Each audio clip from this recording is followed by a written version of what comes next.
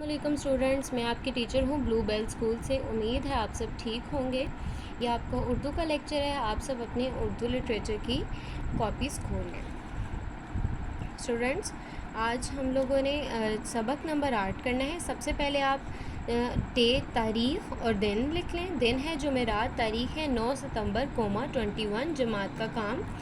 سبق نمبر 8 نظم شام۔ نظم شام کا انٹروڈکشن ہم لوگوں نے پڑھا تھا کہ نظم شام میں ہمیں کیا بیان کیا گیا ہے۔ آج ہم اس کا سوال نمبر 1 کریں گے۔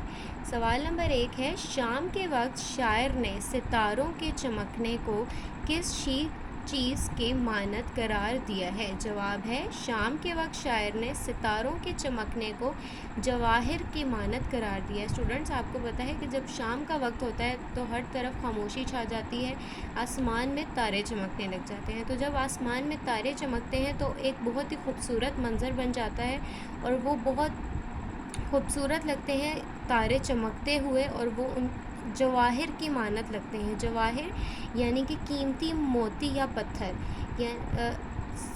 ستارے جو چمکتے ہیں وہ اتنے خوبصورت لگتے ہیں، تو ان کو دیکھ کے ایسے لگتا ہے کہ وہ ستارے نہیں بلکہ کوئی قیمتی پتھر یا موتی ہیں۔ تو شاعر نے ستاروں کو جواہر کی مانند قرار دیا ہے۔ اس کے علاوہ مزید اس کی وضاحت میں آپ کو زوم سیشن میں کروں گی۔